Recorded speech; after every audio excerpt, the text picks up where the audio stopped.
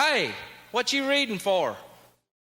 You have a friend who has recently broken up with or been dumped by their significant other. It hurts. We've all been there. And you wish there were something you could do, something you could say to make it easier on your friend. But what can you say? There are other fish in the sea. But your friend isn't a fisherman.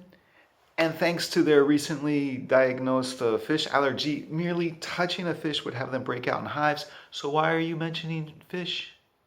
Not to mention that ever since that freak boating accident, your friend is terrified of going near the water. So why are you talking about the sea? That's just adding insult to injury. Nobody wants that. Instead, what you can do is you can make a book recommendation. And if you're one of those fancy types with a job and an income, you could even gift your friend with a book. So with that in mind, I have picked out 4 books to tell you about today. 4 books that will help mend a broken heart. 1 classic, 1 new release, and 2 contemporary books. And the great thing is that these books aren't necessarily about relationships.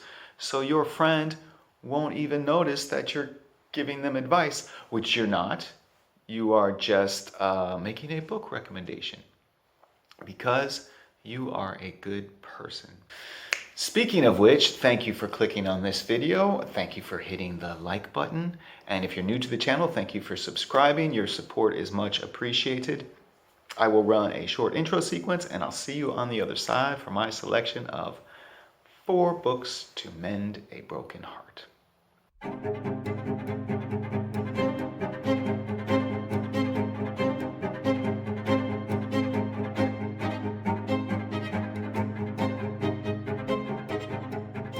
The first book I want to tell you about is A Visit from the Goon Squad by Jennifer Egan from 2010. Winner of the Pulitzer Prize for Fiction, but it's still a good book. A great book, actually. A Visit from the Goon Squad takes its title from a line in the book that says, "Time is a goon," meaning that it's mean and it's always beating you up and trying to take things from you. We've all heard the adage, time heals all wounds, which is true, except for the sword or cleaver inflicted kinds of wounds. But it's true for emotional wounds, like a broken heart. But you can't say to your friend, don't worry about it, you'll be fine in a few months. Time heals all wounds. You can't say that. Especially since it was wounds in the first place that caused your friend to get dumped. But what this book does very well is it shows how time changes people, how it changes people's perspective and changes their priorities. It's a fun, interesting, thought-provoking read that I believe will help your friend appreciate how their present condition isn't an eternal condition. Things will get better or worse. Things will probably get worse, but they will not stay the same. Next up, a classic, a French classic from 1731. Wow. Manon Lescaut by Abbé Prévost. Now, the author's intentions with this work, I believe, were to create a sort of morality tale about classism and the dangers and injustices of privilege. And while that is quite apparent in this work, it is also a cautionary tale about the landmines of love, the follies of infatuation. I read this book as a teenager, and I thought it was absolutely hilarious. And beautifully written, but mostly hilarious. This young man, our narrator, he comes from money, right?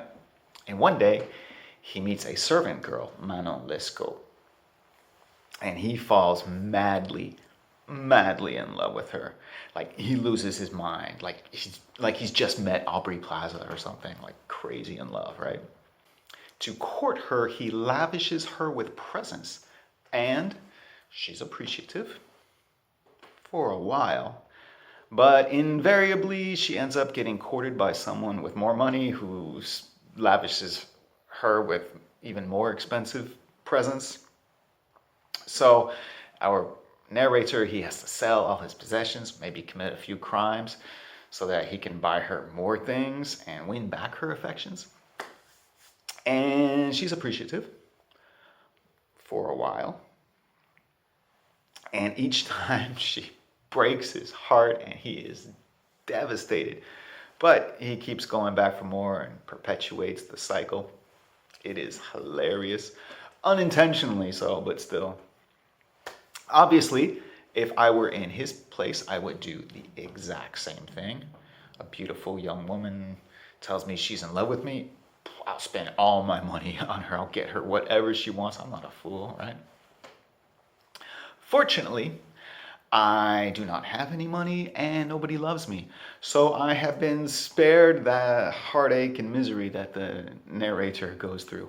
And your friend has been spared this as well, although they probably don't realize just how lucky they are. And I think this book will go a long way to revealing that for them. Plus, it's a classic, and deservedly so. A high recommendation for Manon Lescaut. Next up is a far more current release, and that is Mother Howl by Craig Clevenger from 2023. Now, I love me some Craig Clevenger. He is one of my favorite writers working today, and he is not getting the attention I strongly believe, that his work deserves. In Mother Howl, his third book, we have our protagonist, whose father was an infamous serial killer. So our protagonist has his name changed to distance himself from his ugly past. But now that he is newly married and with a newborn child to care for, he just may need to face his ugly past and reclaim his birth name if he is to keep his new family together. This is a great story with lots of comic relief provided by the character Icarus, who was one of my favorite characters in recent fiction. This book does a good job showing the stress, the pain, and the sacrifice required to keep a relationship together. Relationships are hard work. Your friend dodged the bullet there, right? Of course, you can't tell him that. But instead, this book will show them. And as a bonus, it also hits on themes of how with resilience and steadfastness we can overcome and we can come out okay from our trials. Now, that probably won't happen with your friend, but still, it's good to keep hope alive. As unwarranted and misguided as that hope may be, it's better to have hope than get bogged down in reality, I think. Lastly, from my selection of books to mend a broken heart, Wolf Hall by Hilary Mantel from 2009. This is an excellent work of historical fiction, a Booker Prize winner. Wolf Hall is set in England in the 1520s. It tells the story of King Henry VIII, who wants to have his marriage annulled by the Pope so that he can marry someone else. Turns out that getting the Pope to sort out his marriage problems is not easy. So he elicits the help of an advisor, Thomas Cromwell, who is a master at reading people and manipulating them and working their interests to serve his own. Wolf Hall provides an incredibly immersive reading experience.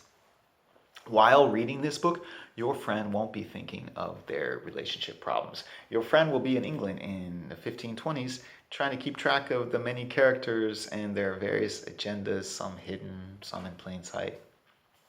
I'll be honest, while I was reading this book, I did have difficulties following the story. It's not an easy read, but I didn't mind not understanding everything. I was impressed by the writing, and I enjoyed spending time in that world with these characters. Not only will this book help your friend get their mind off their problems, but it's also a long book, so it will allow for time to work its healing magic. Also, we're in the 1520s, where love is transactional. Relationships are viewed more with a practical eye rather than today's touchy-feely, overly emotional perspective, right? And I think this shift in perspective could remind your friend about the practical aspects of relationships, get them to maybe see things more clearly, which, let's face it, your friend is sorely in need of.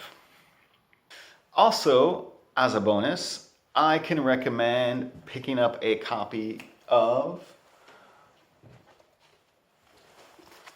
Edifice Complex. Edifice Complex is a horror literary hybrid about a man and his erotic, obsessive relationship with a residential building set for demolition.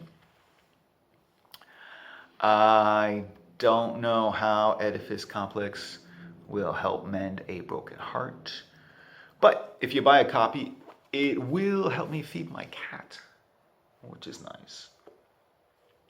So there you have it, my selection of books to mend a broken heart. What do you think of my selection?